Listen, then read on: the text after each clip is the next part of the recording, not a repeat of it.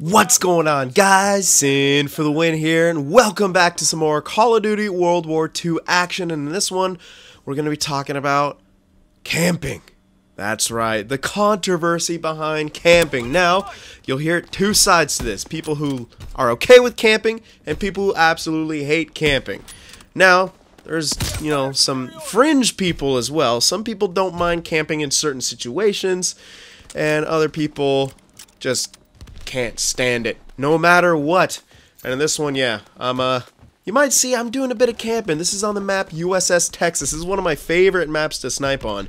And unfortunately, this isn't one of my best games. You'll see. There's a couple noob moments in there, but overall, I'm alright. I kind of like watching these that I recorded like a couple weeks ago and like seeing how far I've improved since then. But anyway, back on the topic of camping. In my opinion, this map has some of the best camping positions. It's like on either side of the map there's one like that, and you can get people coming across those bridge areas. And well, I don't know what they're called. I see them as bridges, a little off to the side, whatever you'd call them, the little alleyways there. Here it is. Okay, let's just count how many times in a row I missed this motherfucker. That's 3. Let's keep going. Keep going. Wait. I think there's more misses coming up. 4! Oh! This guy, he kept fooling me. I kept thinking like that every time he'd come around the corner, I thought he'd go like a little bit for. Oh man, that was just painful. You hate that because it's like, you can get them, and they're right there, and they just keep missing by just a little bit. And I have several of those moments in this game, which is why it's maybe not my best match, but it's all right. Because I still do pretty well. Another thing that camping is good for is not dying. Now, in my opinion, in Call of Duty, not dying is almost just as important as getting killed. Because if you're feeding kills to the other team, you're basically contributing to their score. Obviously, you're contributing to their score, but I don't know. I guess there's probably someone out there has done math on it in some way. I would never ever do that because I wouldn't even know where to start. But I still think it's maybe not as useful since, not dying doesn't get you wins. Actually, killing does. But at the same time, everyone who's played any kind of online team-based multiplayer mode, whether it be NHL and the ESHL or like a MOBA or Call of Duty, any kind of shooter, you know that if you have that one weak link on your team, it can really hurt your chances. So that's why I do. That's another argument. I think that not dying. I got wrecked by that sniper. We had a little duel there, and as you can see, I missed once again. Anyway, where was I? Yeah. So not dying is actually still doing a service to your team. That's why another reason I do like camping, and also I just like that feeling. I like stalking my prey. I don't know. Maybe I was a serial killer in a past life, or maybe something a little less crazy. So you guys don't all call 911 on me right now. But you guys don't know where I live. You don't know how to get to my house. You do not know the way. Anyways, back on topic.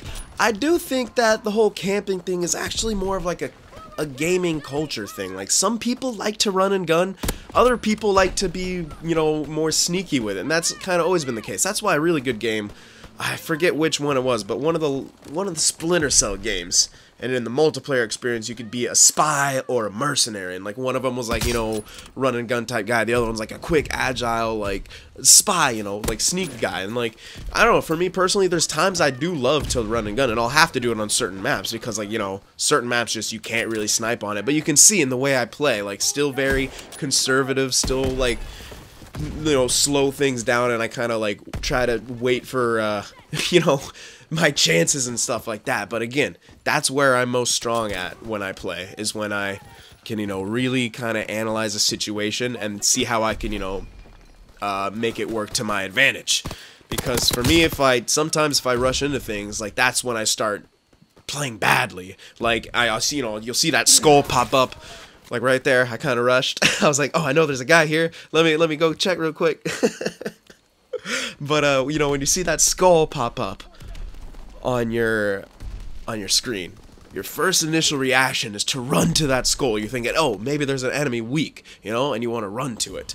Now, the flip side, which you're gonna also be negative, if you see that skull pop up, and you just freeze and you don't do anything. You don't even try to look for a good position to set up an ambush. You overthink it. So, you know, each way of playing can have its consequences in the right situation or the wrong situation. Whatever. Now, on the positive sides of those two situations, you see that skull pop up on your screen. Now, if you rush towards it, yeah, you maybe catch an enemy or maybe two that are really low on health. You might get yourself a couple kills for free, and then you can back off from there. Or, if you wait, if you see that skull pop up, and then you kind of think, you take a moment to think, you're like, okay, well, where did that guy come from? Where would he go? What's the next logical place for him to go to? And where are his potential, you know, allies on the map? That's kind of how I would do it. I would rather not die than risk dying to get one kill. Like, if I go 1 for 1, in my opinion, that is a negative in so many ways. That's just kind of my thinking on it. That's why I try to stay alive as much as I try to kill people. And I could be completely wrong.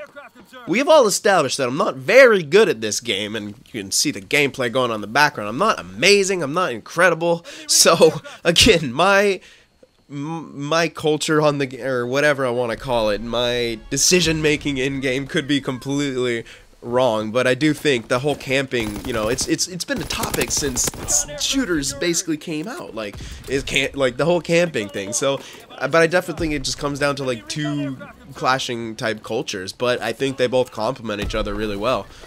Like, sure, like at the end here, we could have sat back.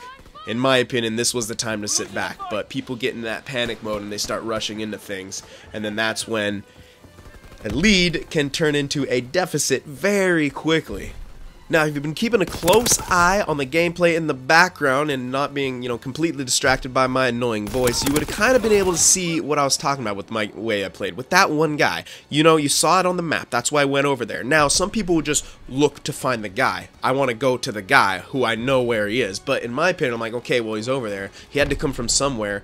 I think he's coming in my direction. So I will stop and wait for him at the logical point where he can cross my line of sight while still my flanks are covered and my back is covered in that way. And that's just kind of, I think that's the difference. Like, there's, and you know what, some players it works for them to rush into things. I don't have as quick as reactions, I don't think. So I don't know, again, just my line of thinking on it. But I hope you guys enjoyed this little talk about camping and stuff like that. And again, if you want to see more of these videos, please hit that like button. It helps a lot. So thank you guys for watching, and I'll see you in the next one.